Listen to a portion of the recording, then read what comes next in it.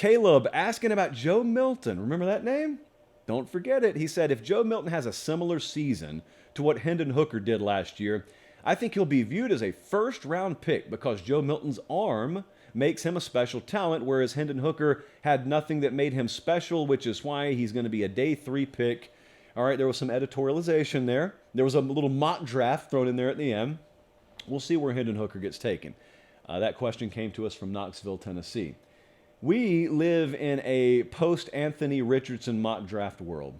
And what that means essentially is once I have watched Anthony Richardson's career play out as it did at Florida, and then I've watched someone mock draft him number 1 overall in the draft, anything's possible. Anything's on the table. Now, I don't know where he's going to be taken, but if I live in a world, now I'll have my ear to the ground as much as I can this week at the Combine for you. If we truly live in a world where Anthony Richardson's body of work in college is that irrelevant to where he's going to be taken, the Justin Herbert world, for example. We've seen it happen before. You don't have to give me the examples. But if we do live in that world, then certainly Joe Milton, what he just did in that bowl game against Clemson, if he performs at anywhere close to that level, extrapolated out over 12 games, absolutely, why not?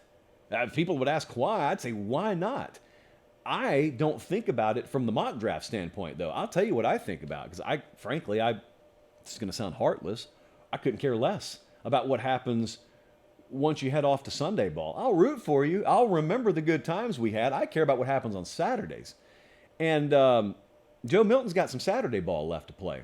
So I'm thinking about this hypothetical here.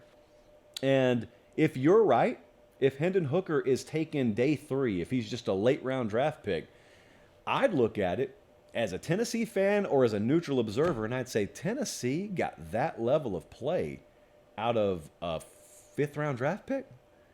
Well, what could they get? What could Josh Heupel squeeze out of this cat? Or any cat in the future? Just brought a 5-star named Nico Iamaleava on campus. What could he do? I think that's the lesson you learn from the draft a lot of times is you're about to watch some guys from Alabama go into the draft, and you know who they had on that team who eventually will be drafted, and that would lead you to rightly believe this last year's team underachieved. Well, likewise, if I were to watch Hendon Hooker go and be a day 3 selection, and he did what he did at quarterback, including hanging half 100 on Alabama this year at Tennessee, that's a really good indication. That is a bright green check mark. That's like a double thumbs up on the future of Tennessee football. And we don't actually have to go much further than walking distance from where I sit right now, because they open against Virginia just across the Cumberland River in Nissan Stadium this fall. And they go to Florida in week 3. I know a lot of people make too much of bowl games sometimes, and I'm not trying to do that. I'm just trying to tell you, don't forget how relatively average Hendon Hooker had been at Virginia Tech, and then how extraordinary he performed at Tennessee.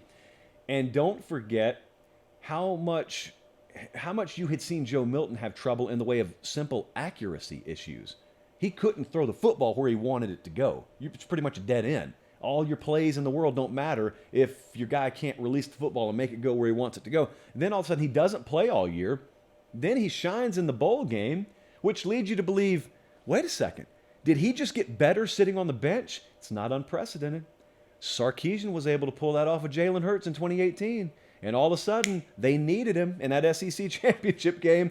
And Jalen Hurts comes in and wins the game, what, with his legs? No, he threw the ball against Georgia. And how did he do it? Because he worked his tail off. He stayed bought in. And he improved himself under better tutelage, even not starting.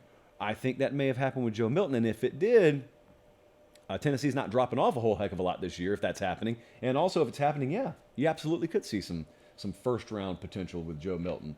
This does not serve as the Late Kick 2024 mock draft, by the way. Guys, thanks for watching Late Kick. Make sure to leave a comment. I love interacting with you. But most of all, please like the video and subscribe to the channel. That's how we keep all of this free.